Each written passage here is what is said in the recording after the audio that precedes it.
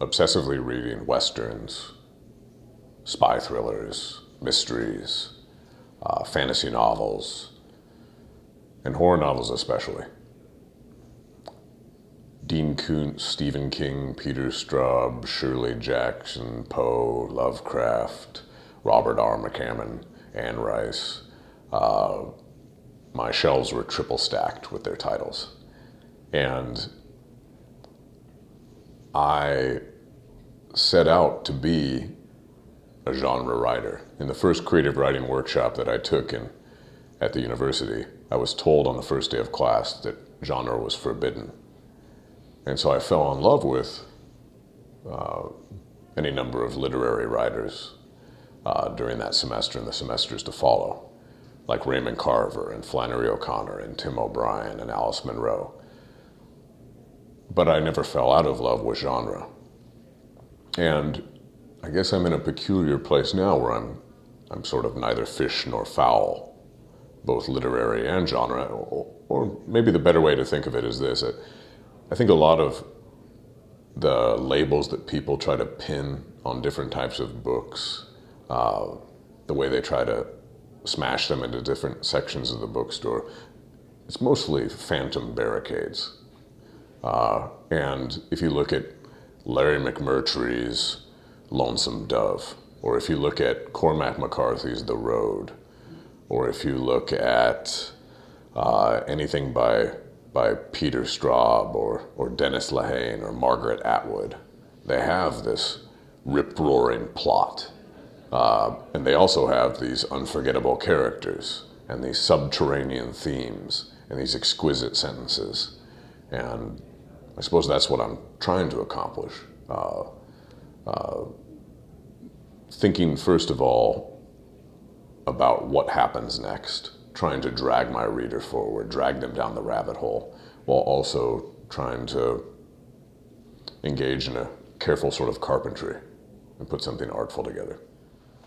I can remember the first time I met the Wolfman. I was in kindergarten in Western Oregon in the elementary school library, and I pulled off the shelf the Universal Studios Book of Monsters and pawed through it and came upon Lon Chaney Jr. with his hoggish nose and ridiculous pompadour and shag carpeting fur, and I was just completely mesmerized by the image of him and ended up later that night not sleeping and crying out for my mother.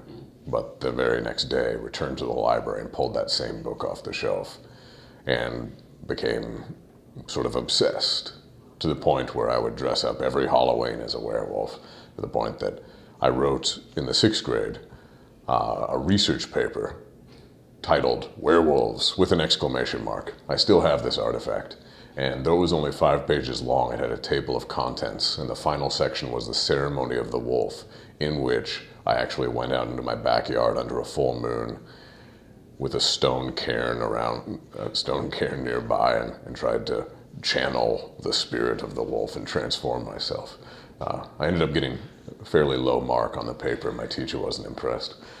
But in other words, Red Moon has been a long time coming.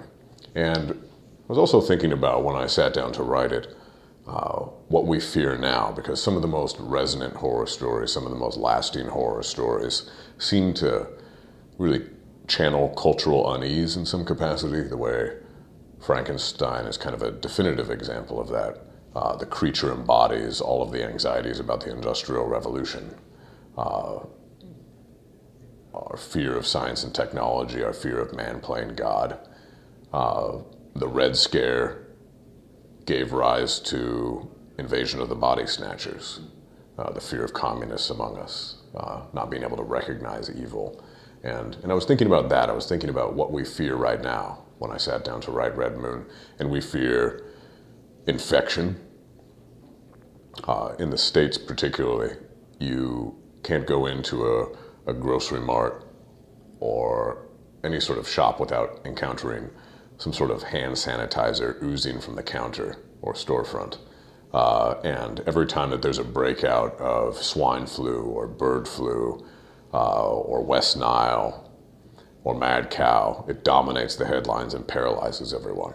So we fear infection, and we also fear terrorism, as these last few weeks have so unfortunately reminded us. So I braided those two things together and reinvented the werewolf myth. I guess you could call Red Moon a post 9/11 reinvention.